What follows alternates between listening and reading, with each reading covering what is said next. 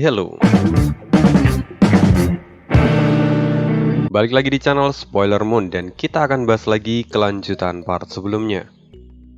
Nah, di part sebelumnya, Lucy akhirnya dikalahkan oleh Cucu dan kini posisi sementara Sekte Moche telah memenangkan 3 ronde pertama. Sedangkan Sekte Suantian memenangkan pertandingan keempat yang merupakan pertandingan tim. Dengan begitu, mereka langsung memimpin dengan 4 kemenangan sekaligus di tangan mereka.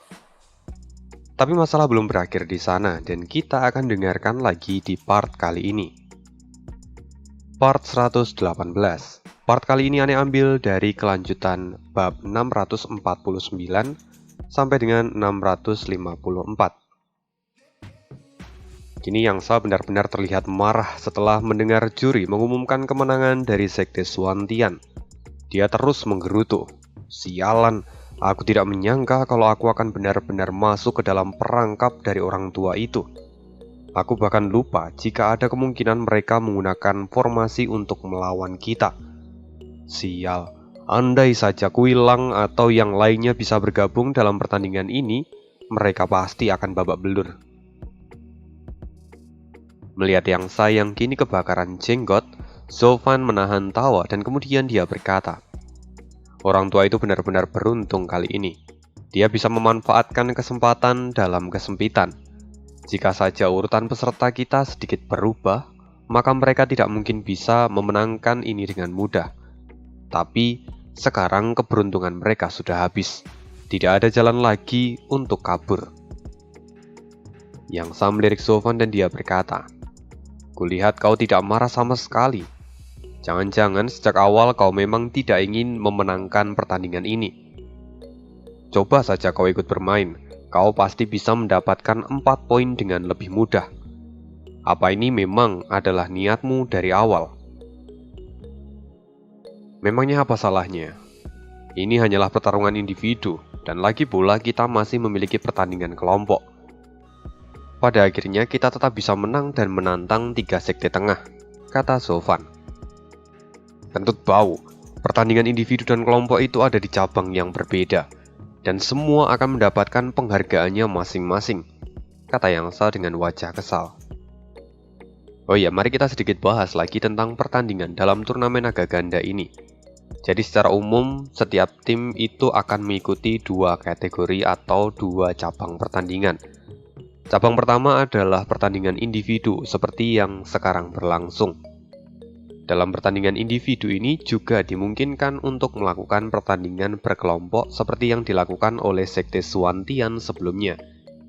Lalu yang kedua adalah pertandingan kelompok, di mana itu akan menjadi pertandingan 10 lawan 10. Pertandingan individu akan dilaksanakan di dalam arena, sedangkan pertandingan kelompok itu akan dilaksanakan di sebuah tempat yang sudah disediakan. Sekarang jika situasinya seperti ini, Sekte Suantian sudah mendapatkan 8 poin dari pertandingan individu, sedangkan Sekte Moche mendapatkan 4 poin saja, karena mereka menang 3 kali dan mendapatkan 6 poin lalu dikurangi dengan 2 poin dari abstainnya Zofan.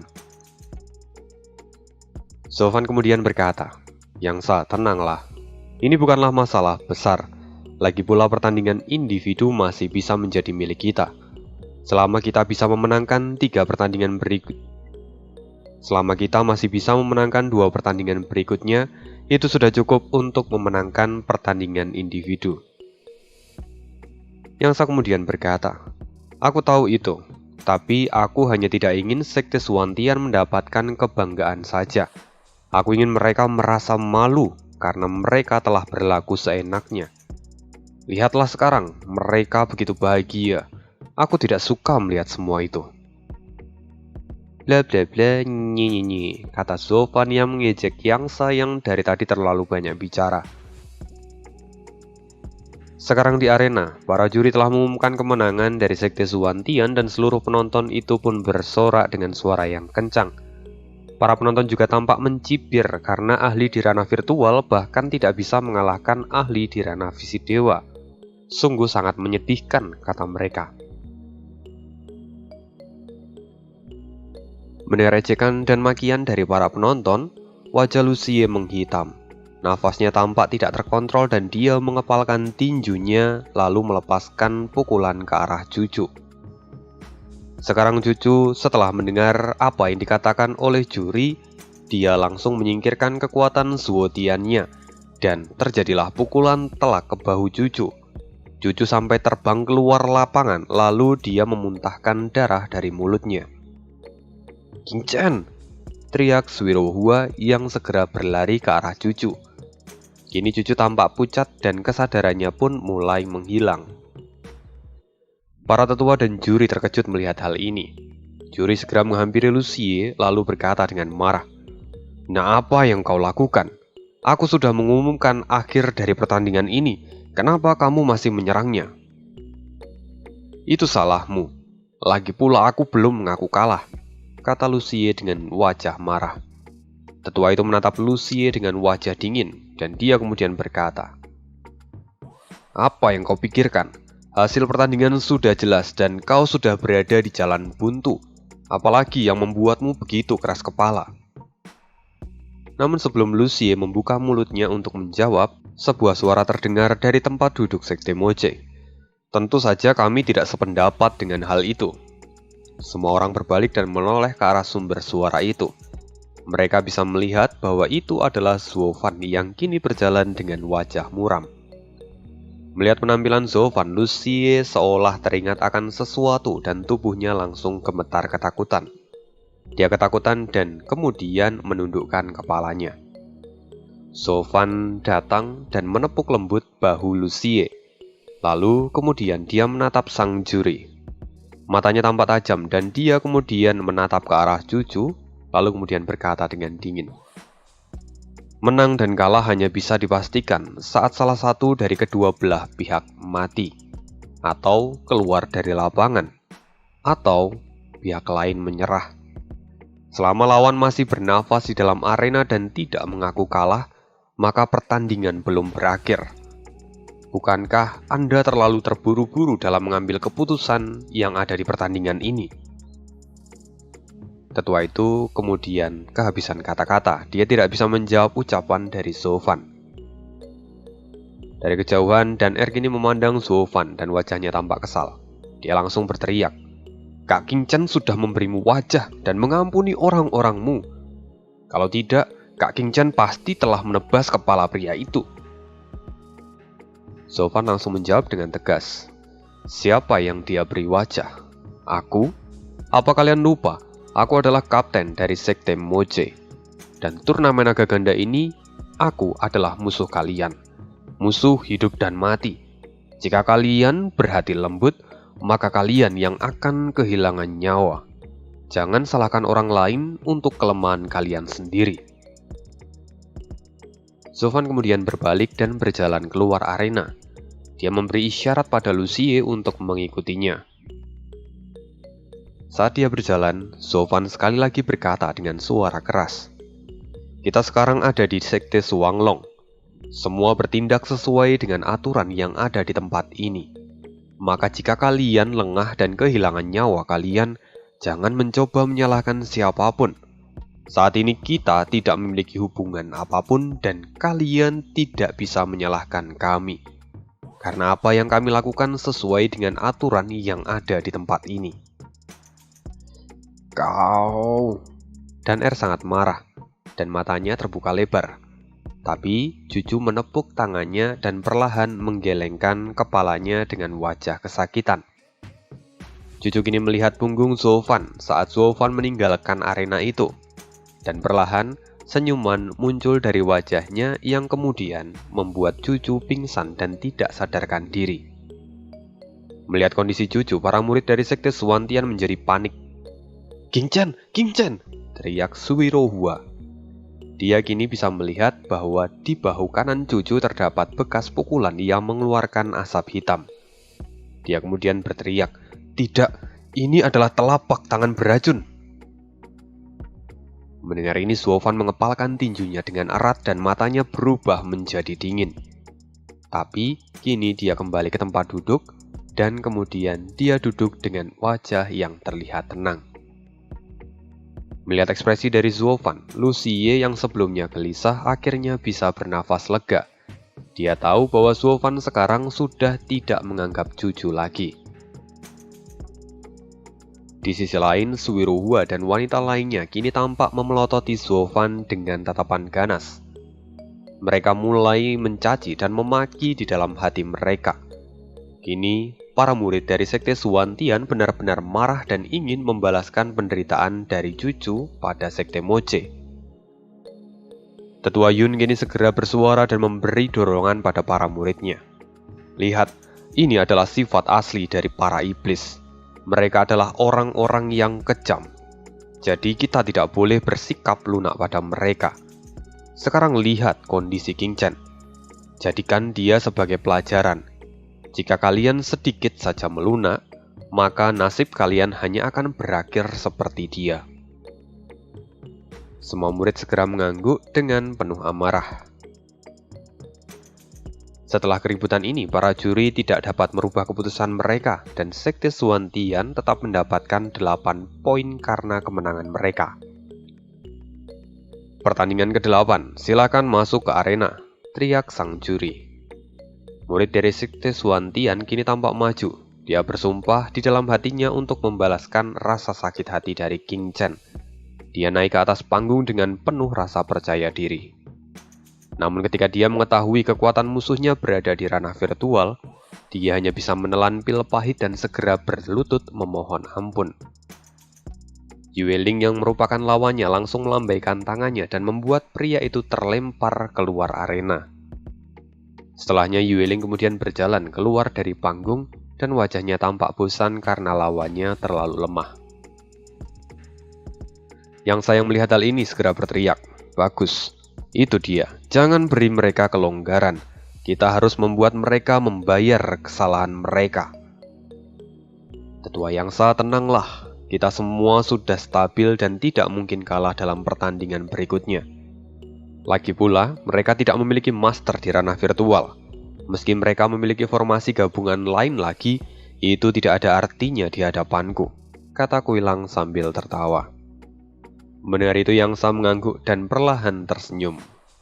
Tapi di seberang, Tetua Yun tampak tersenyum dan kemudian dia berkata pada Xuan Shaoyu, "Lawanmu adalah Kuilang, orang itu. Jika kamu bertemu dengan ahli di ranah virtual lainnya, kamu bisa langsung abstain. Karena itu memang terlalu berbahaya. Tapi kamu beruntung karena lawanmu adalah Kuilang." Orang tua ini memiliki cara untuk melawannya. Ambillah pedang Han Guang milik King Chen dan gunakan kekuatannya. Kamu pasti akan merasakan sensasi kekuatannya. Lalu, Tetua Yun kemudian membisikkan beberapa kata pada Xuan Shaoyu. Xuan Shaoyu mengangguk dan kemudian segera mengambil pedang Han Guang milik Juju. Lalu kemudian dia berjalan memasuki arena. Kuilang kini sudah ada di dalam arena. Dia memandang rendah Xuan Shaoyu dan dia berkata, "Yo, bukankah ini adalah putra dari Master Sekte Suantian?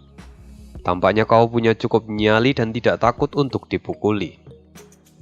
Xuan Shaoyu kini tampak terbatuk beberapa kali lalu dia menjawab, "Apa kita sebelumnya saling mengenal?"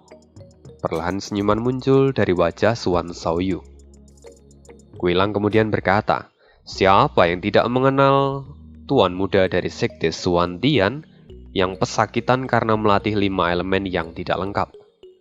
Dan lagi, kenapa kau masih berani masuk ke dalam arena dengan tubuh seperti itu? Apa kau tidak takut akan kematian? Aku sungguh merasa heran, kenapa Master Sektemu mengirimmu ke tempat ini? Apa dia sudah muak punya putra yang tidak bisa diharapkan di dunia ini?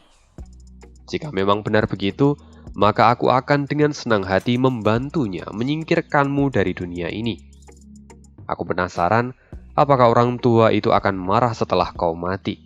Atau malah dia akan merasa sangat gembira setelah mendengar berita kematianmu?" Begitu komentar ini keluar, semua penonton langsung tertawa terbahak-bahak. Sedangkan orang-orang dari Sekte Suantian tampak geram dan ingin memukuli Kuilang. Tapi Xuan Shaoyu kemudian berkata, Aku berada di sini karena aku punya cara untuk menang. Jadi kamu tidak perlu banyak bicara. Aura milik Suan Xiaoyu segera menyebar ke tangan kanannya dan pedang Han Guang yang dia pegang pun segera mengeluarkan cahaya berwarna-warni. Suan Xiaoyu menatap Kuilang dan berkata, "Pemilik pedang ini sebelumnya tidak pernah menyakiti satupun murid dari Sekte Moche. Tapi kalian malah berusaha ingin mencelakainya. Sekarang aku akan menggunakan pedang ini untuk menuntut balas." Melihat itu alis Kuilang tampak berkedut dan dia berkata, "Pedang Han Guang? Bukankah itu adalah pedang milik Zhu Qingchen? Apa yang ingin kau lakukan dengan pedang itu? Apa kau pikir kau bisa menggunakan pedang itu sebagai jimat untuk menyelamatkan jiwamu? Memangnya kau cukup kuat untuk mengangkat pedang itu?"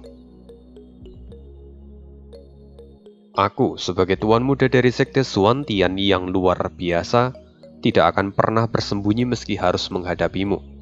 Dan dengan pedang ini aku akan membuatmu ingat kalau..." Suan Xiaoyu terus berbicara tapi tanpa suara. Bibirnya bergerak dan hanya Kuilang yang bisa menangkap maksudnya. Semua itu adalah kata-kata yang diucapkan oleh tetua Yun sebelumnya. Perlahan tubuh Kuilang mulai basah oleh keringat dingin, lalu dia menghela nafas panjang, dan kemudian dia menatap juri. Aku menyerah." Semua penonton terkejut dan menjadi heboh. Mereka mulai mencemooh Kuilang karena takut dengan ahli di ranah visi dewa. Sedangkan Yang Sa segera berteriak, "Kuilang, apa yang kau lakukan? Dia hanya memprovokasimu. Kau tidak seharusnya menyerah di sini. Apa kau ingin membawa sekte jatuh ke dalam jurang bersamamu?" Semua orang kini menatap Kuilang dengan wajah keheranan. Sedangkan Zhou Fan tahu bahwa ini semua pasti adalah perbuatan dari Sekte Xuan Tian. Dia bergumam kalau sepertinya mereka telah masuk ke dalam perangkap. Ini semua orang matanya tampak bingung dan melihat Kuilang yang berjalan menuruni arena. Sedangkan Suan Xiaoyu tampak menyeringai dan merasa puas karena telah mempermalukan Kuilang. Dia kini berjalan dan kembali ke sisi Sekte Xuan Tian. "Tuan muda, apa yang sebenarnya terjadi? Padahal aku khawatir Kuilang akan menyakitimu dengan brutal. Lalu kenapa dia bisa abstain?" tanya Swiruhua yang kini tampak terkejut. Suan Xiaoyu melambaikan tangannya dan berkata, "Aku tidak bisa mengatakannya padamu. Semua ini adalah trik sulap dari tetua Yun, dan ada sedikit rahasia di antara kami." Kini tetua Yun dan Suan Xiaoyu saling bertukar pandang dan mereka tertawa bersama. Sedangkan yang lainnya hanya menatap mereka dengan wajah kebingungan. Di sisi lain, Kuilang telah kembali ke tempat Sekte Moche. Kepalanya tampak tertunduk dan semua orang melihat ke arahnya. Dia sama sekali tidak bicara sedikit pun karena merasa sangat bersalah. Melihat hal ini, Zhou Fan kemudian berkata dengan tegas, "Kuilang, hari ini kau telah menyebabkan Sekte menderita kerugian besar karena keabstainanmu. Sekarang dalam pertarungan individu kita telah kehilangan 4 poin. Jika kamu tidak memiliki alasan yang kuat dalam masalah ini, maka sesuai dengan aturan sekte kamu harus dihukum mati." Semua orang segera menoleh ke arah Zhou Fan dan menatapnya dengan wajah terkejut. Para murid lain tidak sependapat soal ini. Lalu mereka berkata, "Steward Zhuo, dalam masalah ini Anda terlalu berlebihan. Anda tidak punya wewenang untuk menjatuhkan hukuman mati pada Kuilang. Hanya Master Sekte saja yang bisa melakukan itu." Zhou Fan tahu apa yang mereka pikirkan. Lalu dia kembali mengeluarkan token Master Sekte dan berkata, "Apa kalian lupa kalau kehadiranku itu sama dengan kehadiran Master Sekte? Semua yang kukatakan itu sama dengan apa yang Master Sekte katakan.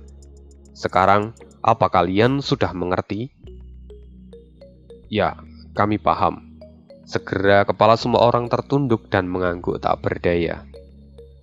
Zhou Fan kini menatap Kuilang lagi dan dia berkata, "Kuilang, sekarang kau harus mengatakan alasanmu padaku, dan itu akan menentukan masa depanmu nanti. Jika memang sulit mengatakannya di depan semua orang, kau bisa membisikkannya ke telingaku." Mendengar itu Kuilang segera mengangguk dan kemudian berbisik ke Zuofan. Mendengar semua yang diucapkan oleh Kuilang, akhirnya Zuofan mengerti akan segalanya dan matanya pun tampak berbinar. Jadi, itu masalahnya. Kalau begitu kau dibebaskan dari dosamu hari ini. Dan mulai sekarang tidak ada yang boleh menyebutkan masalah ini lagi di masa depan. Kalian tiga tetua juga tidak boleh menuliskan masalah ini di dalam laporan. Mendengar itu Kuilang pun merasa lega dan segera mengepalkan tangannya. Terima kasih Steward Zuo. Kuilang sungguh bersyukur karena dosanya akhirnya diampuni. Tapi semua orang masih tampak kebingungan. Bahkan Kuigang, dia juga masih tampak kebingungan sekarang. Dia bahkan tidak segan berkata, "Ayah, kenapa kamu seperti ini? Apa yang dia katakan sampai mentalmu menjadi ciut? Dan kenapa kamu mengaku kalah tanpa rasa malu? Jaga bicaramu. Dia adalah ayahmu dan dia melakukan itu karena memang dia harus melakukannya. Bahkan jika kau berada di posisinya pun, kau pasti akan mengambil keputusan yang sama. Dan aku sudah mengatakan bahwa tidak ada yang boleh membahas masalah ini lagi di masa depan. Apa kalian sudah paham?" bentak Zuofan. "Ya guru, murid tidak akan berani," kata Kuigang yang kemudian diikuti oleh semua orang. Zuofan kini melihat mereka semua dan mengangguk dengan puas. Sedangkan Kuilang, dia kini tampak jauh lebih bersyukur lagi. Di tengah arena, juri kemudian mengumumkan, dengan berakhirnya pertandingan ini, skor akhir Sekte Suantian adalah 8 poin sedangkan Sekte Moche 4 poin. Maka pertandingan individu ini dimenangkan oleh Sekte Suantian. Begitu komentar ini keluar, semua penonton terkejut. Mereka tidak menyangka bahwa sang kuda hitam seperti Sekte Moche yang memiliki kekuatan yang luar biasa bisa kalah dari Sekte Suantian secara misterius. Semuanya, pertandingan dari kategori individu sudah selesai. Sekarang kita akan melangsungkan pertandingan kategori kelompok di perbatasan Sumi, kata juri di tengah arena. Namun Tetua Yun segera berdiri dan mengepalkan tangannya. "Tetua Qisuan, dalam pertandingan kelompok ini Sekte Suantian akan abstain dan tidak berpartisipasi." Mendengar itu, Zuofan terkejut dan menatap Tetua Yun dalam-dalam. Perlahan dia mengangguk dan menyadari bahwa Tetua Yun ini bukanlah orang biasa. Strateginya sungguh bagus dan dia bisa memanfaatkan keadaan untuk memenangkan pertandingan yang bisa mereka menangkan, lalu menyerah di pertandingan yang tidak bisa mereka menangkan. Perlahan Zuofan menghela nafas setelah menyadari semua ini. Tapi di samping, Yang Sa tidak terima dan kemudian berteriak, "Hei Tetua Yun! Apa kau hanya ingin mengambil keuntungan saja? Bagaimana bisa kau melakukan ini di turnamen naga ganda? Pertandingan ini belum selesai. Kita harus bertanding dalam kelompok." Mendengar itu, Zuofan hanya menggelengkan kepala. Dia tahu bahwa apa yang Sa katakan itu hanya sia-sia. Lalu Zuofan pun berbalik dan meninggalkan tempat itu. Melihat itu, semua murid segera mengikuti Zuofan dari belakang dan meninggalkan arena itu. Ketika Yang Sa menyadari kalau dia ditinggal sendiri, dia langsung berteriak, "Hei, kenapa kalian pergi begitu saja tanpa menungguku? Apa kalian masih menganggapku sebagai tetua kalian?" Adegan ini adalah bagian komedi yang kemudian membuat semua penonton pun tertawa terbahak-bahak. Akhirnya, pertandingan dari 3 sekte bawah telah berakhir dan Sekte Suantian memenangkan kategori individu, sedangkan Sekte Moche memenangkan pertandingan kelompok. Lalu dengan abstainnya Sekte Suantian dari pertandingan kelompok, maka mereka langsung mendapatkan minus 20 poin. Jadi pada akhirnya, Sekte Moche tetap menang secara umum dari kompetisi ini. Kini Zuofan membawa semua orang dan kembali ke halaman tempat tinggal mereka di Sekte Shuanglong. Lucie kini tampak menggerutu. "Sial, jika aku terus bertarung aku pasti bisa menembus formasi mereka." Mendengar itu, Qi Changlong dan Bai Lian pun tertawa sambil menggelengkan kepala mereka karena merasa kasihan. Bang!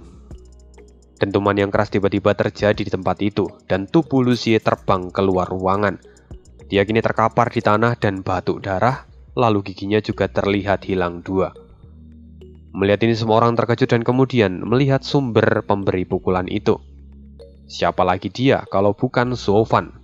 Zofan kini menatap Lucie dengan sangat marah. "Bocah, aku sudah lama menahan diriku," kata Zofan yang kini perlahan maju ke depan. Aura membunuhnya segera membengkak dan aura hitam keluar dari tubuhnya. Lucie terkejut dan kemudian dengan gemetaran dia berkata, "Steward Zuo, apa maksudnya ini? Aku tidak melakukan kesalahan apapun." Orang lain sudah menduga bahwa ini akan terjadi, tapi mereka tidak berani bicara. Kini mereka melihat Lucie dengan tatapan kasihan. Zofan kini sudah berada di depan Lucie. Dia langsung mencengkram lehernya dan mengangkat Lucie tinggi-tinggi. Lalu kemudian dia berkata dengan suara dingin, "Berikan obat penawarnya." Obat penawar? Semua orang berkedip. Lucie pun akhirnya menyadari bahwa ternyata Zofan masih memiliki ikatan dengan Cucu. Padahal dia pikir Zofan itu sudah tidak peduli karena dia terlihat sangat cuek. Tapi sekarang ternyata dia benar-benar meledak. Lucie menggertakkan gigi dan dia masih marah lalu berkata, "Steward Zuo, kamu tidak bisa memperlakukanku seperti ini. Aku telah berjuang untuk sekte sampai akhir. Kamu tidak bisa memperlakukanku seperti ini. Apalagi kamu bahkan tidak menghukum murid yang telah melakukan pelanggaran. Bagaimana kau bisa begitu marah hanya karena seorang gadis kecil? Kau sungguh tidak adil padaku." Zofan, apa yang Lucie katakan itu benar. Dia sudah berjuang dengan baik. Lagi pula, apa yang dilakukannya juga tidak salah. Jadi kamu tidak perlu meminta penawar racun itu, kata Yangsa yang kini mencoba menolong Lucie. Wajah Zofan masih tetap terlihat dingin dan dia berkata, "Inilah aku. Siapapun yang membuat jasa akan kupuji. Tapi yang salah akan dihukum dengan berat. Semuanya akan kuadili dengan tanganku sendiri. Kau tidak punya kualifikasi untuk mengatakan apapun. Jangan pikir karena kau memiliki tetua batu yang ada di belakangmu, kau bisa menganggap semua yang kau lakukan itu benar. Jika kau bahkan tidak mau mengetahui akibat dari tindakanmu, maka cepat keluarkan penawar racun itu sekarang. Jika tidak tunggu. Racun itu tidak ada penawarnya," kata Lucie. Kini Lucie merasakan cengkraman Zofan menjadi semakin erat. Dia sampai menggertakkan giginya karena menahan rasa sakit itu. Lucie melirik Zofan dan dia berkata, Telapak tanganku bukan racun yang mematikan. Itu hanya membuat dia merasa kesakitan. Bagaimanapun, para juri juga tidak meminta pertanggungjawabanku. Jadi, aku tidak salah. Jika kamu mau mendapatkan pertolongan, mintalah pada kedua Supreme. Mungkin mereka mau menolongnya." Pupil mata Zofan menjadi semakin memadat. Dia semakin marah dan aura penindasan di tubuhnya pun bergelora seperti gelombang pasang. Perlahan aura hitam mulai mengeliling tubuh Lucie seolah-olah akan menelannya. Lucie mulai merasakan tubuhnya seperti dikikis oleh aura hitam itu, dan keringannya pun terus berjatuhan dari dahinya. Lucie tahu bahwa Zofan sama sekali tidak ragu untuk membunuhnya hanya karena seorang perempuan.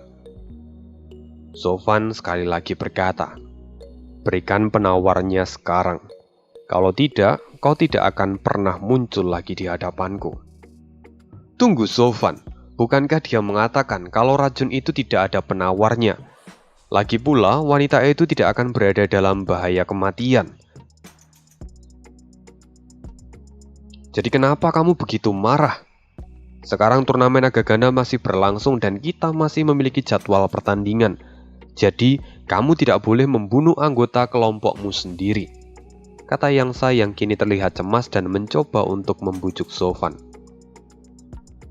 Zofan sama sekali tidak mendengarkan itu. Aura hitam terus menggerogoti tubuh Lucie dan perlahan Lucie benar-benar tenggelam dalam kegelapan. Wajah ketiga tetua tampak khawatir, tapi mereka bahkan tidak berani menghentikan Zofan. Lucie merasa tubuhnya menjadi semakin sakit dan akhirnya berteriak, Tunggu. Aku punya penawarnya. Setelah itu sebuah botol porselen keluar dari tangan Lucie. Yangsa dan yang lainnya terkejut ketika melihat hal ini. Mereka kini menatap Lucie dengan tatapan penuh kemarahan. Kau? Jika kau memang punya penawarnya, kenapa kau tidak mengatakan kalau memilikinya? Lucie tidak sempat menjawab. Tubuhnya tiba-tiba terlempar ke arah dinding dengan suara dentuman yang keras. Sekali lagi, dua gigi milik Lucie pun tercabut. Sofan kemudian menangkap botol porselen yang lepas dari tangan Lucie. Setelah memeriksa bahwa itu adalah penawar yang asli, dia kemudian berkata, bagi seorang ahli racun, tidak peduli jenis racun apa yang dia miliki, dia pasti memiliki penawarnya. Mungkin hanya ada beberapa racun yang tidak ada penawarnya, tapi itu adalah racun yang mematikan. Tapi jika itu racun yang hanya digunakan untuk menyiksa, maka dia pasti memiliki penawarnya. Sekarang aku akan mengambil ini, dan kau harus mengingat ini baik-baik. Jangan sampai kau mencampuri urusanku lagi di masa depan. Atau kau tidak akan pernah lagi melihat matahari pagi. Yangsa dan yang lainnya kini tampak malu karena ketidaktahuan mereka. Lalu mereka juga menatap Lucie dengan tatapan marah dan kecewa. Yangsa kemudian berkata, anak itu benar-benar berpura-pura. Bagaimana dia begitu sembrono saat berhadapan dengan Sofan? Sofan kini memegang penawar racun itu dan berniat untuk pergi meninggalkan tempat itu. Tapi baru beberapa langkah ada suara yang memanggilnya. Sofan, lama tidak bertemu.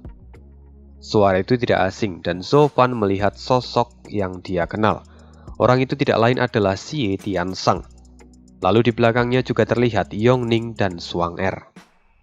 Saat berjalan mendekat, Yongning dan Suang-er melihat sosok Lucie yang kini terlihat babak belur. Wajah Sofan pun masih terlihat sangat muram, jadi mereka tahu kalau semua ini pasti adalah perbuatan dari Sofan. Dan kedua wanita ini tidak menyangka bahwa Sofan akan semarah ini. Tiansang pun melihat semua itu, kemudian dia berkata, sejak kejadian yang menimpa Ning Er di turnamen 100 aliran sebelumnya, aku belum pernah melihatmu semarah ini lagi. Tampaknya luka yang diderita oleh Nona Chu bukan hal yang biasa dan bisa kau tolerir. Sofan tidak menanggapinya, lalu dia berkata, Tiansang, kenapa kamu ada di sini? Apa kau menjadi perwakilan dari Tian Yu juga?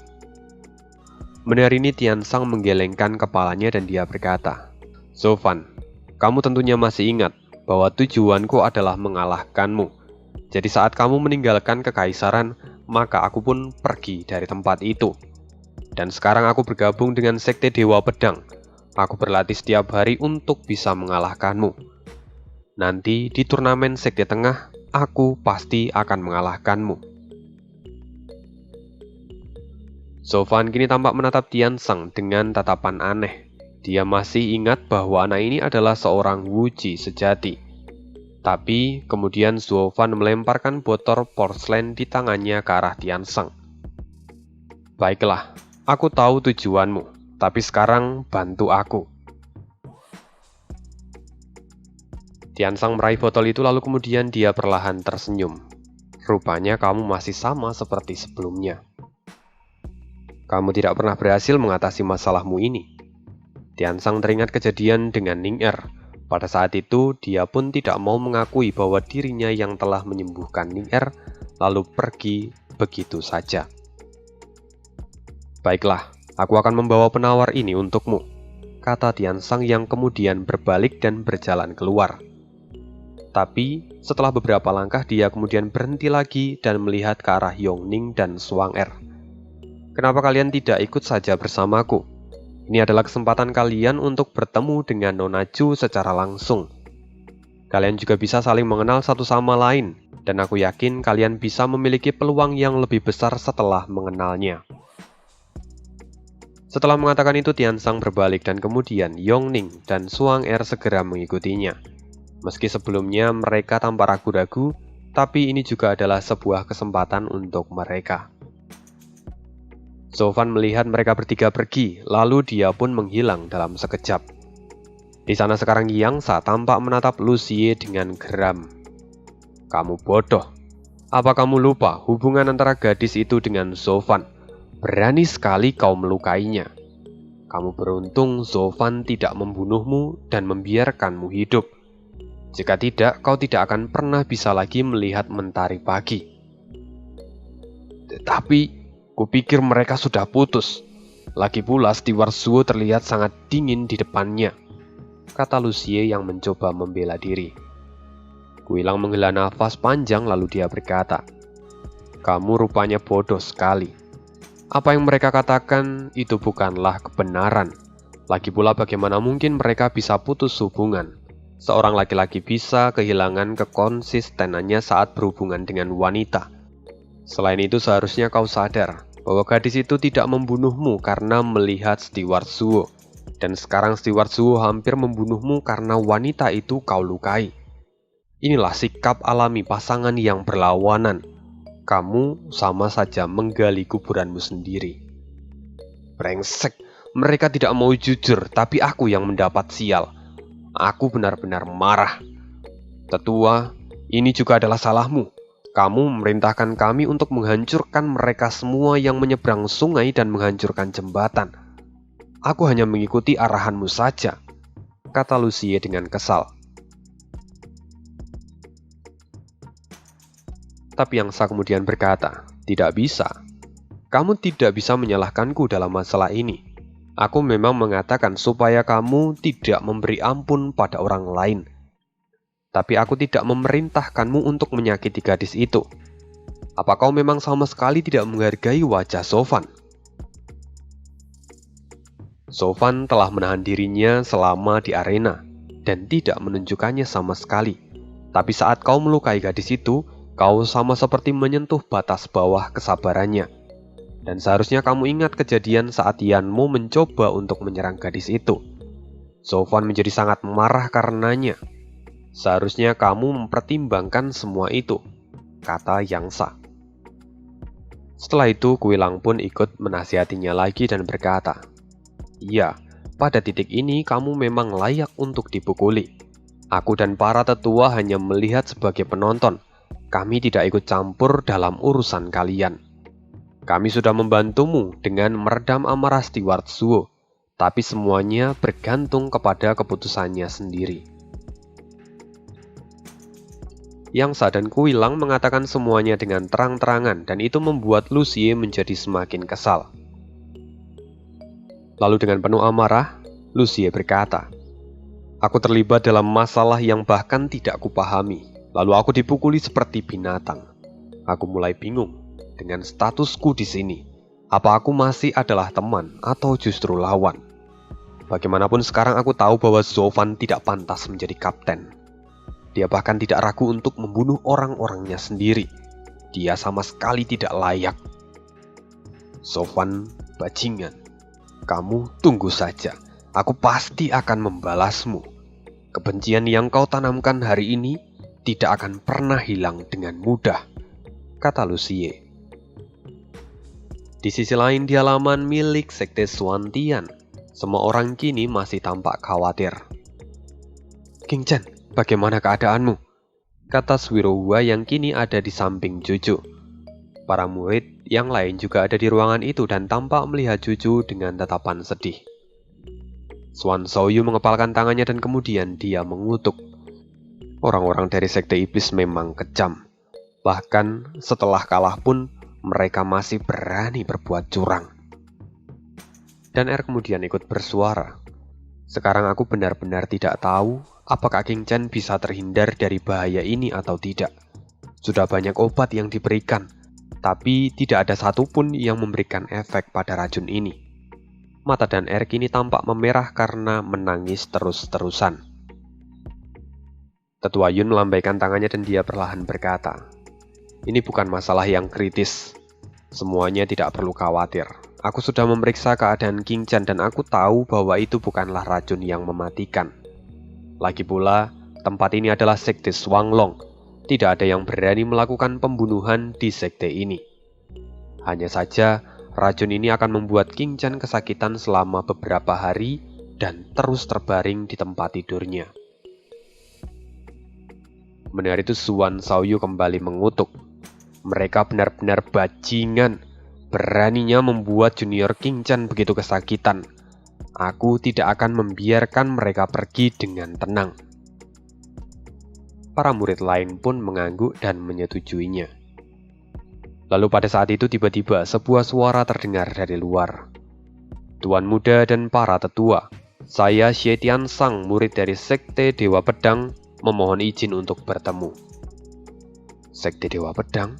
Bukankah mereka pemimpin dari 3 sekte tengah? Kenapa mereka datang untuk menemui kita? Kata para murid yang keheranan. Cucu kemudian berkata, biarkan dia masuk. Dia adalah teman lamaku. Dia juga berasal dari Tianyu dan dia datang pasti ingin menemuiku. Dia teman lamamu? Tanya Suan Xiaoyu memastikan. Lalu perlahan wajah Suan Xiaoyu menjadi suram dan dia berseru. Junior King Chan saat ini sedang sakit karena terkena racun. Dia tidak bisa menemui tamu. Suruh mereka pergi.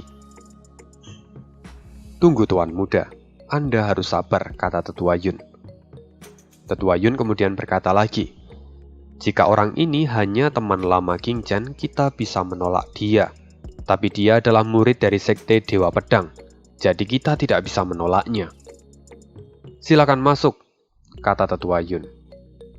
Setelah itu Tiansang dan 2 orang lainnya kemudian masuk ke dalam ruangan itu.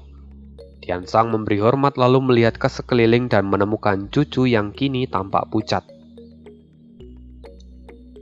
Tiansang menghampirinya dan berkata, Nona Chu, sudah bertahun-tahun kita tidak bertemu. Jadi bagaimana keadaanmu? Omong kosong, kau bahkan seharusnya bisa melihat kondisinya dengan jelas sekarang, kata Dan Er yang mencibir dari samping.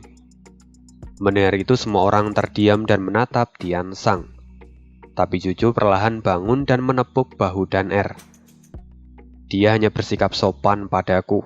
Kenapa kamu menganggapnya terlalu serius? Tiansang kemudian tertawa dan dia berkata, maafkan atas pertanyaan bodohku. Sebelumnya aku telah melihat Nona Chu terkena serangan beracun. Karena itu aku datang kemari untuk memberikan penawar rahasia dari sekteku. Aku harap ini bisa menghilangkan rasa sakit dari Nona Chu. Tiansang kemudian mengeluarkan sebuah botol porselen. Cucu mengangguk seolah dia sudah menebak semuanya dan dia berkata, terima kasih atas kebaikanmu. Nona Chu, kita adalah teman lama. Kita juga berasal dari negara yang sama. Kamu tidak perlu terlalu sopan, kata Tiansang sambil tertawa. Lalu setelah itu Tiansang pun menyerahkan botol itu, yang kemudian diterima oleh Suiruo Hua. Suiruo Hua kemudian melanjutkannya lagi kepada Cucu. Tapi sebelum itu Suiruo Hua tampak ragu dan berkata, Tuan muda Xie, King Chan telah meminum banyak obat sebelumnya, tapi dia sama sekali tidak membaik. Apakah obat ini akan berhasil? Tentu, itu pasti akan berhasil, kata Tiansang sambil tersenyum. Ketika Cucu melihat hal ini, dia pun tersenyum. Aku juga yakin bahwa pil ini pasti berhasil menyembuhkanku. Setelah mengatakan itu, Cucu segera meminum pil itu tanpa ragu dan dia segera mengambil posisi untuk bermeditasi. Semua orang kini tampak gugup menatap Cucu dengan wajah khawatir. Tubuh Cucu mulai kejang-kejang, tapi tiba-tiba berhenti dan perlahan darah seperti kembali mengalir ke seluruh tubuhnya. Wajahnya yang pucat kini sudah berubah kemerahan dan asap beracun di bahu kanannya kini telah hilang sepenuhnya. Hei, Tuan muda Xie, kamu benar-benar seperti dewa. Obat penawarmu sungguh luar biasa dan bisa menghilangkan racun itu, kata Dan Er sambil berseru. Meski kita tidak tahu ini jenis racun apa, tapi racun ini bisa disembuhkan sepenuhnya. Apakah ini adalah obat segala penyakit? Tanya Dan Er dengan penuh semangat. Cucu kini telah pulih dan membuka matanya perlahan, lalu dia berkata, dia memang tidak pernah berubah dan dia bahkan tidak mau menggunakan tangannya sendiri untuk melakukan kebaikan. Tunggu, Nona Chu, apakah kamu sudah tahu? Tanya Tian Sang. Tentu saja, obat penawar racun hanya dimiliki oleh sang pemilik racun, kata Cucu sambil tertawa. Wajahnya pun kini tampak sangat bahagia. Mendengar itu semua orang menjadi terkejut dan kebingungan. Suirwa kemudian bertanya, Qinchan, kamu mengatakan kalau penawar itu hanya dimiliki oleh sang pemilik racun? Apa maksudmu Lucie lah yang memberikan penawar itu? Ya, penawar ini memang dari dia, tapi Lucie tidak mungkin mau memberikannya, kata Cucu yang kemudian menoleh ke arah Tian Sang. Melihat Cucu, Tian Sang pun tertawa lalu kemudian dia berkata, Nona Chu memang sangat mengenal dia. Kamu benar, karena ketika aku datang untuk mengunjunginya, aku melihat bahwa Lucie diajar hingga babak belur serta bermandikan darah hanya untuk mengambil penawar itu. Hanya saja, kamu tahu karakternya. Dia tidak mau terlihat melakukan hal yang baik seperti ini. Jadi dia mengutusku untuk memberikannya padamu. Ya, aku bisa menebak semua itu. Dia benar-benar dingin dan keras kepala. Dan sejak turnamen 100 aliran, aku menjadi semakin mengenalnya lagi, kata Cucu yang seolah-olah mengingat semua kenangan di masa lalu. Mendengar itu Dan Er menjadi tidak sabar dan segera bertanya, Kakak, apa orang yang memberikan obat ini adalah Zofan? Bukankah dia sangat dingin dalam pertandingan tadi? Bahkan dia juga memarahimu dengan begitu kejam. Bagaimana mungkin dia melakukan semua itu? Memangnya kenapa? Dia memarahiku karena dia mengasihiku. Dia hanya tidak ingin aku menghadapi bahaya seperti itu lagi. Itu adalah peringatan darinya. Justru aku merasa sangat senang ketika mendengarnya mengatakan itu. Dan untuk sikapnya, dia memang selalu seperti itu dan aku sudah terbiasa, kata Cucu sambil tersenyum dengan manis.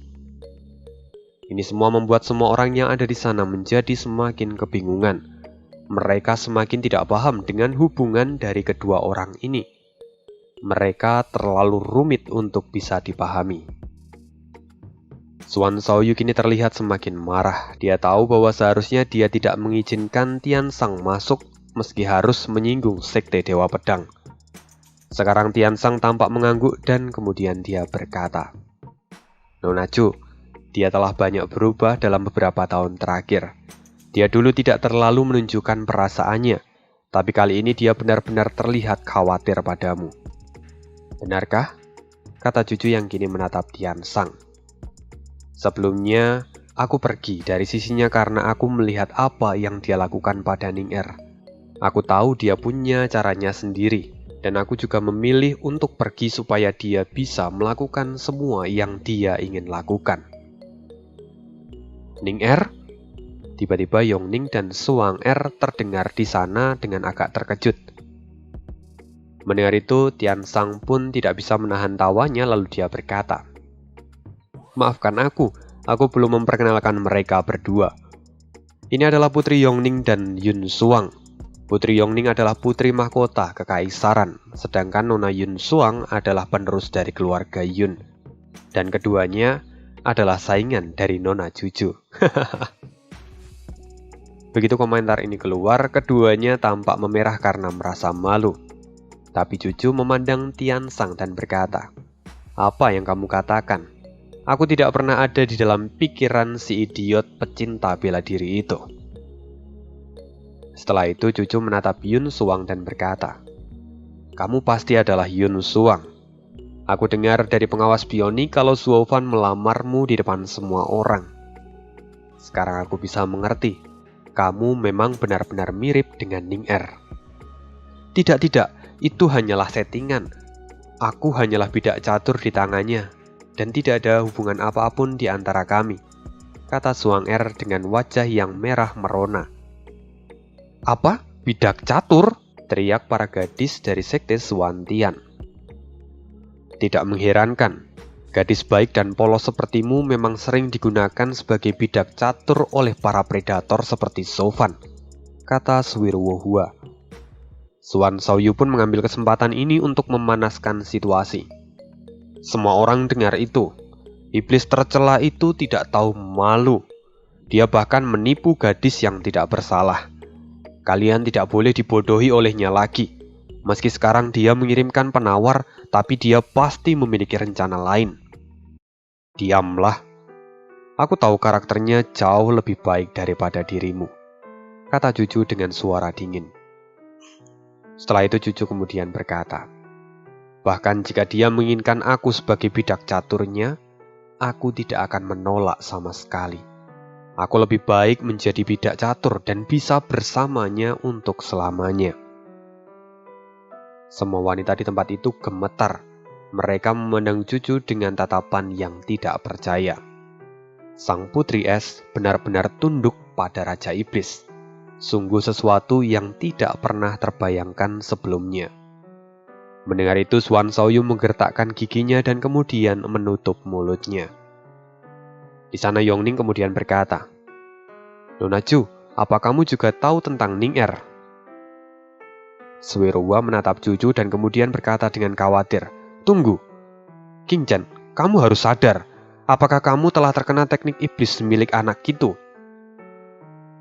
Cucu tersenyum dan menggelengkan kepala. Senior, aku sudah lama menjadi gila karena dia, dan itu semua berasal dari dalam hatiku. Omong kosong, bagaimana kamu bisa menjadi gila dengan sukarela? Kata Suirua. Tapi Cucu tidak meresponnya. Dia kemudian berjalan ke arah Yongning dan Suang Er. Lalu dia berkata, aku tahu kalian pasti bersedia tinggal di samping Zofan sama sepertiku. Karena itu, kalian harus mengenalnya terlebih dahulu. Dan kalian juga harus mengetahui siapa Ning Er bagi Zofan. Sebelumnya aku pernah mendengar cerita Ning Er dari keluarga Luo. Tapi aku tidak mendengar semuanya.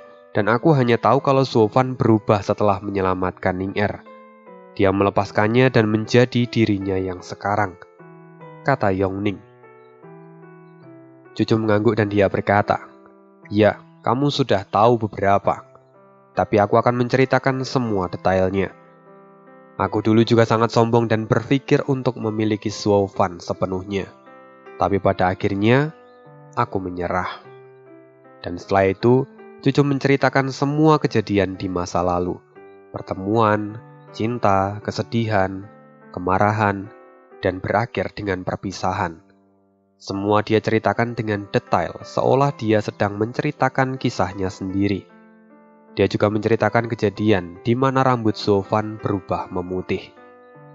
Semua orang terpana dengan mendengar cerita Cucu. Mereka mendengarkan dengan antusias, seperti mendengarkan seorang pendongeng. Saat itu aku tahu bahwa Zofan bukanlah orang yang kejam. Dia hanya terus menekan dirinya sendiri. Karena jalan yang dia pilih sangatlah kejam. Dia akhirnya memikul semuanya sendirian. Karena itu aku memutuskan untuk pergi meninggalkan dia, supaya dia tidak jatuh dalam asmara dan membuatnya sakit, sama seperti saat Ning Er pergi. Sekarang saat aku tahu bahwa dia baik-baik saja, aku sungguh merasa puas, kata Cucu sambil tersenyum dengan kehangatan yang dalam di wajahnya. Cucu kemudian menoleh ke arah Suirua dan dia berkata, aku merasa sangat bahagia saat aku tahu kalau dia masih memikirkanku. Jadi saat senior Sui kembali ke sekte dan mengatakan kalau Zofan bertanya tentang kondisiku, itu adalah momen terbaik dalam hidupku. Semua wanita yang ada di sana tercengang. Mereka tidak menyangka bahwa seorang kultivator jalan iblis akan mengalami jalan sesulit ini. Kini semua orang bisa merasakan bahwa meski keduanya memiliki jalan yang berbeda, tapi mereka bisa tahu bahwa keduanya saling percaya satu sama lain. Saat ini semua orang mulai mengagumi Cucu dan Zofan.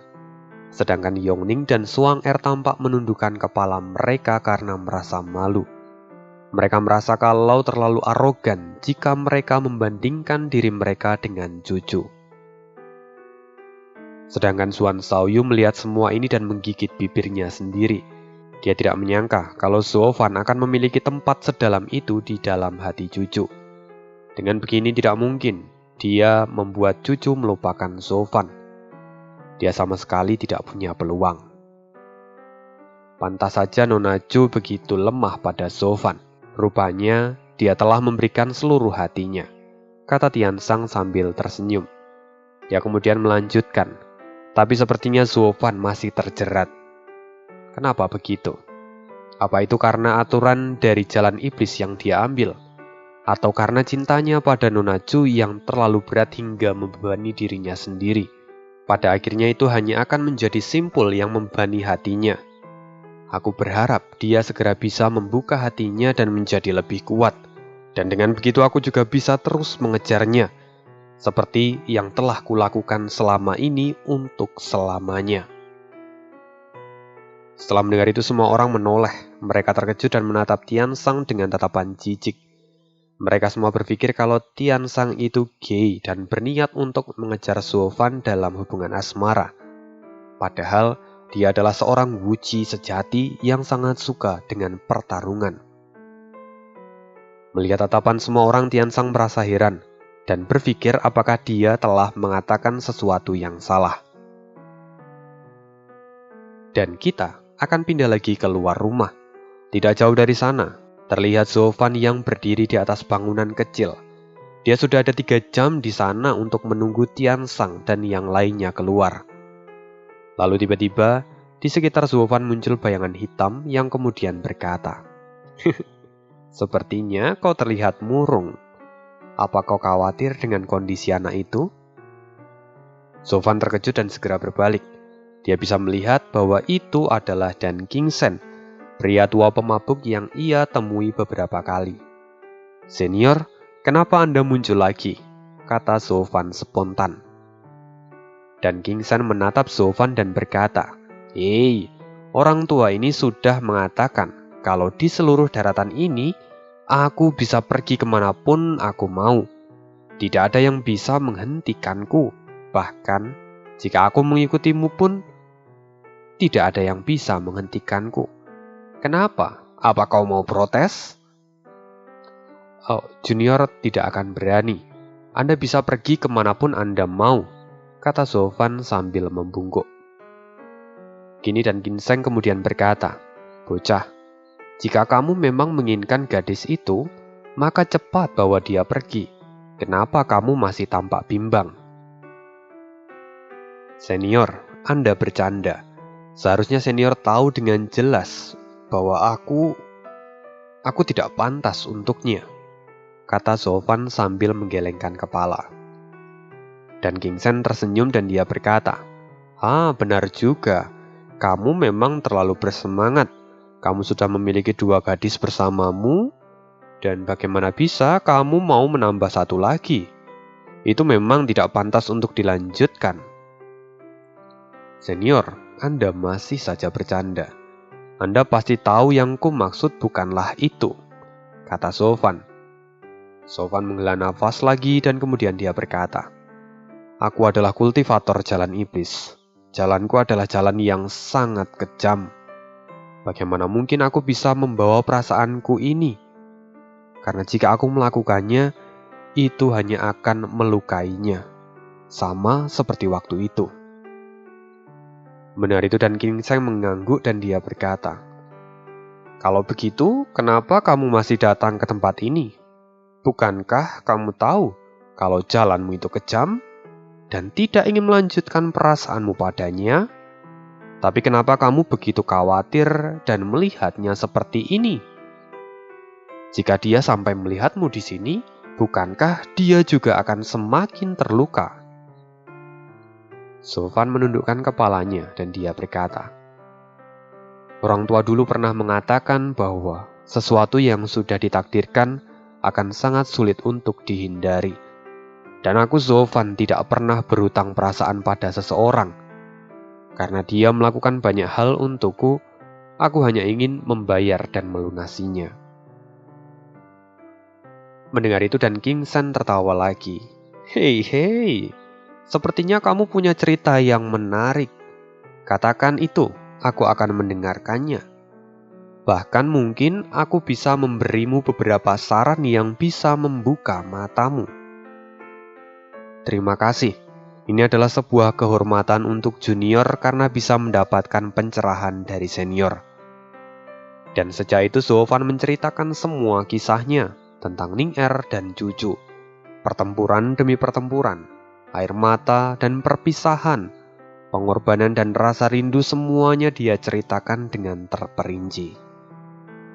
Hingga sampai di tahap di mana Zovan berkata, "Aku ingin menyelamatkan Ning-Er dan gadis ini tidak ada hubungannya sama sekali. Tapi dia melakukan semua itu demi aku, dan dia akhirnya harus bergabung dengan Sekte Suantian. Ini adalah hutang yang besar yang bahkan tidak bisa kutebus seumur hidupku," kata Zovan dengan lemah. Ketika Dan Ginseng mendengar itu, dia berkata, "Dia memang wanita yang aneh. Dia bahkan rela mengorbankan dirinya untuk menyelamatkan gadis lain. Pantas saja ketika dia terluka kamu langsung menghajar habis-habisan bocah itu. Ya, kamu memang harus membayar perasaannya padamu. Senior, tapi aku ada di jalan iblis. Aku tahu, jalanmu memang kejam, dan aku juga bukan kultivator jalan iblis. Tapi setiap jalan selalu mengarah pada tujuan yang sama. Kamu mengatakan jalanmu adalah jalan yang kejam? Bayangkan, jika di dunia ini tidak ada cinta dan kebaikan, apakah kamu masih bisa menyebut jalanmu itu sebagai jalan yang kejam? Sama seperti kami yang berjalan di jalan kebenaran, kami pun mengejar surga dan bumi. Tapi jika tidak ada jalan iblis di dunia ini, maka kami tidak akan lagi bisa menyebut jalan kami sebagai jalan kebenaran. Kita bisa tahu mana yang benar dan yang salah karena ada pembanding yang bisa dibandingkan.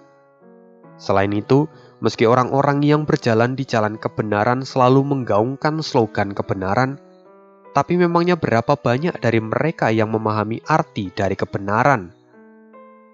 Begitu juga jalan iblis.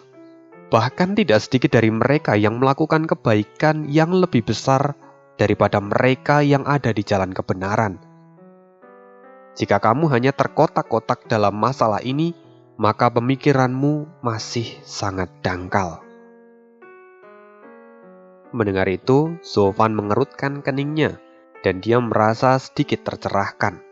Tapi masih banyak hal yang menyelimuti hatinya sekarang.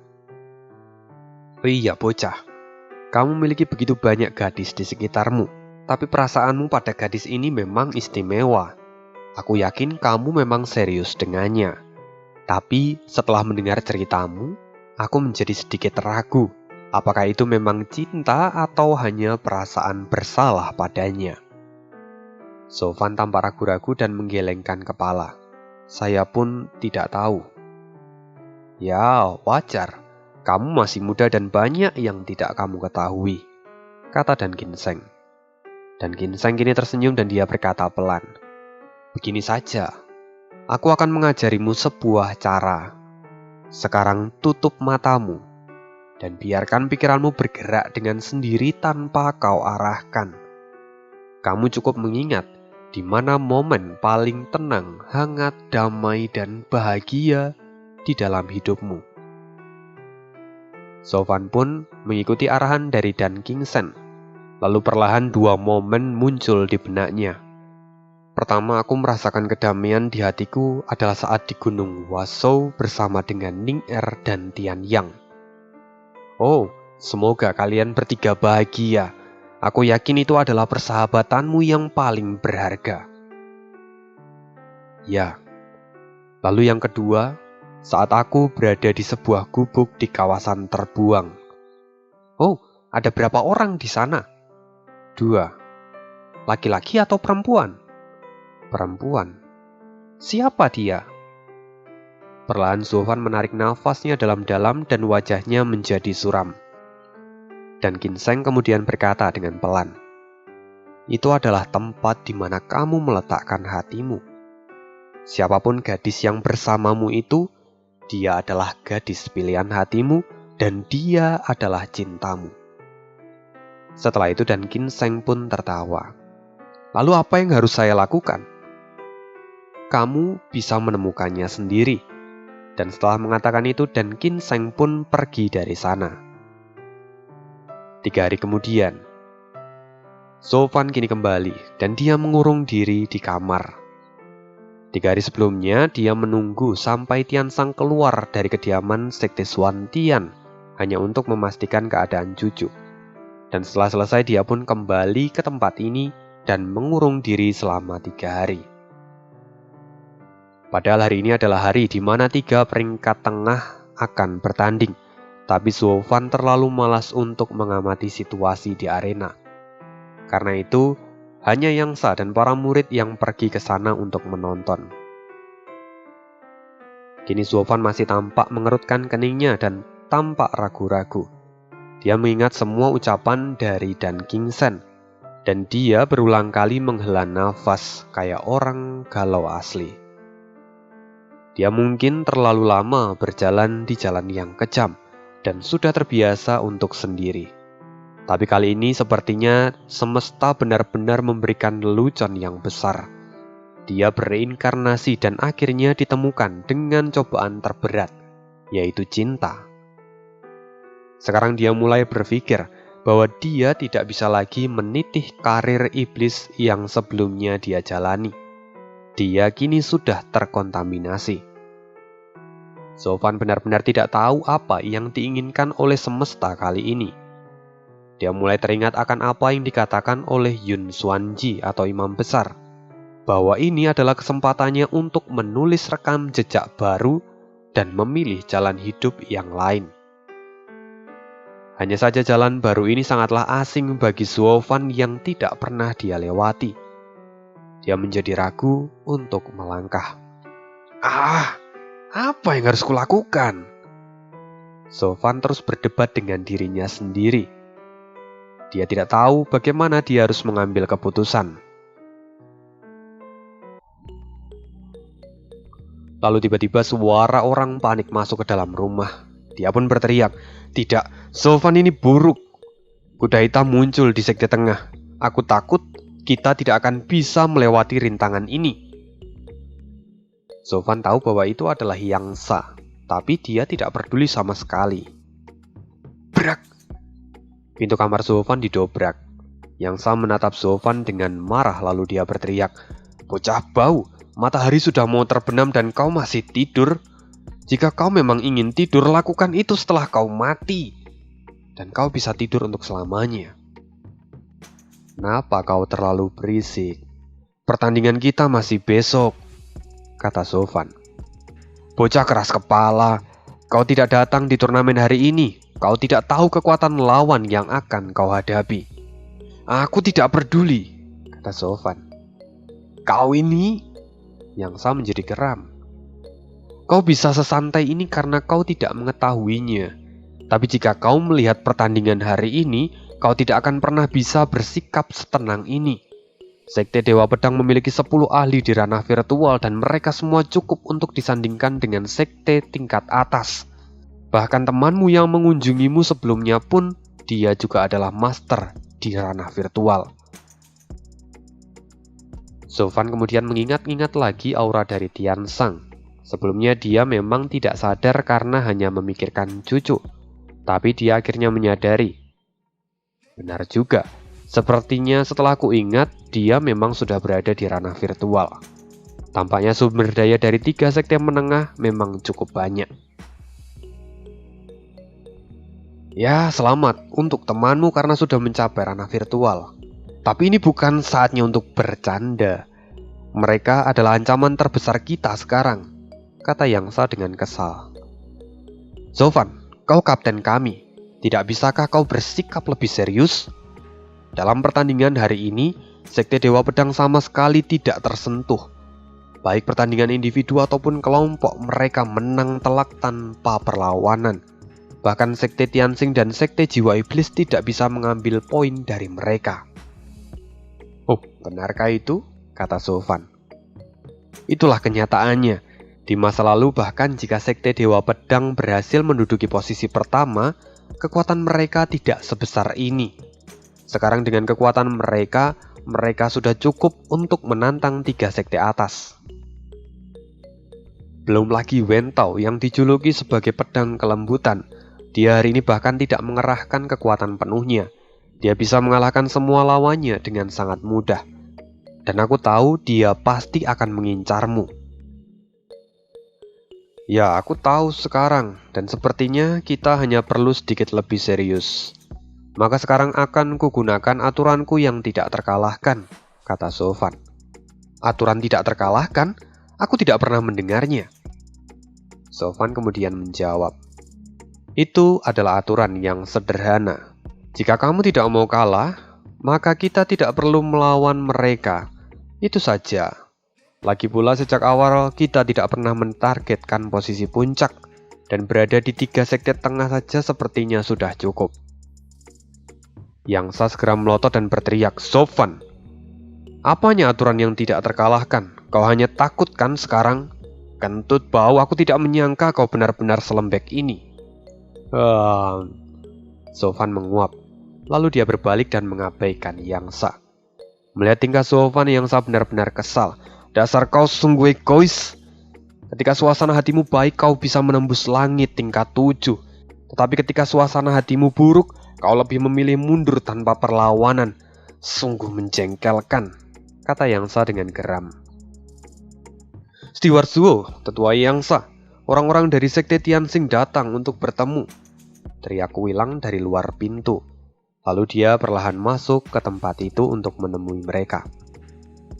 Yangsa masih tampak kesal dan berkata, kita sudah ada di sini sejak beberapa hari yang lalu, lantas kenapa baru sekarang mereka datang menemui kita?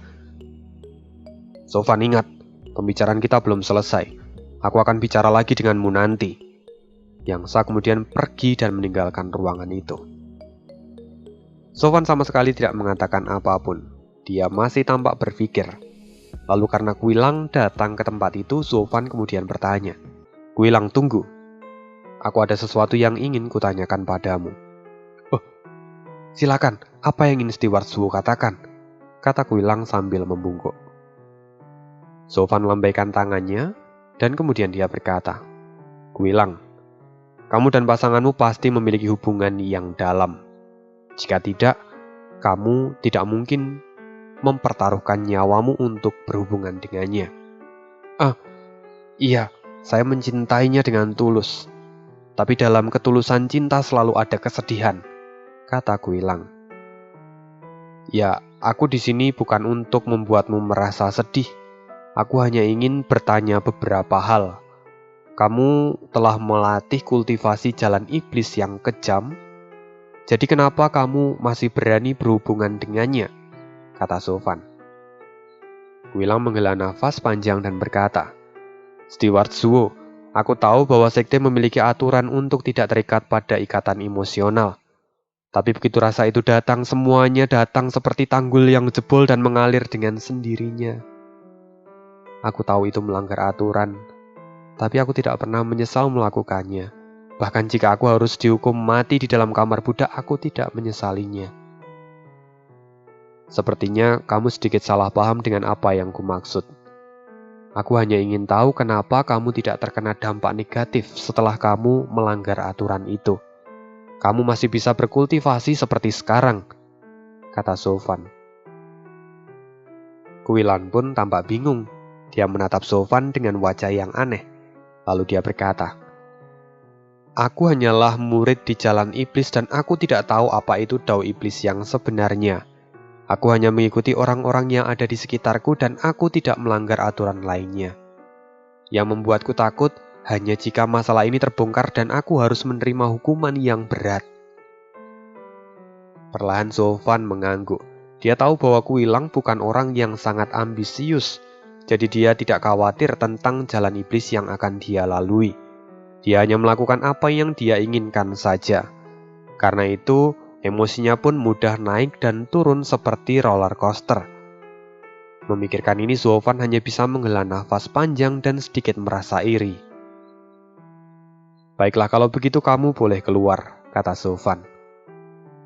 Wilang mengangguk. Tapi sebelum dia pergi, dia ragu-ragu menoleh ke arah Sofan lagi dan berkata, Steward Zuo, aku tidak tahu apa aku bisa mengatakan ini padamu, tapi Secara alami, pemahamanku tidak mungkin bisa menyaingi Anda ataupun Paman Yuan. Tapi dalam satu hal ini, saya punya sedikit pengalaman, di mana aku pada akhirnya memilih jalan iblis daripada jalan kebenaran. Itu semua karena aturan yang ada di jalan kebenaran terlalu banyak. Sebaliknya, di jalan iblis tidak banyak aturan yang mengikat. Tapi setelah melihat Anda hari ini, sepertinya Anda terlalu membatasi diri Anda sendiri. Mengapa Anda harus seperti itu? Bukankah Anda adalah kultivator jalan iblis? Mendengar itu mata Zofan langsung terbuka lebar. Kenapa kamu mendadak menjadi sangat pintar? Zofan bahkan sampai lupa dengan alasan kenapa jalan iblis itu ada di jalur kultivasi. Itu semua karena jalan iblis sebenarnya adalah jalan hati dan tidak ada yang bisa mengatur mereka. Zofan benar-benar melupakan ini. Di sisi lain, Guilang kini tersenyum dan berkata, kebijaksanaan saya tidak bisa dibandingkan dengan Steward Zhou ataupun Paman Yuan. Saya hanya pernah mengalaminya, jadi saya tahu. Setelah mengatakan itu, Guilang pun pergi meninggalkan ruangan itu.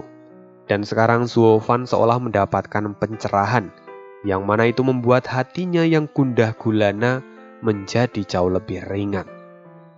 Dan sekian spoileran kali ini nanti panjang jalurnya 120 berapa sih? Ini 1 jam lebih ya. Terima kasih dan see you again di next video. Terima kasih untuk dukungan kalian semua dan bye.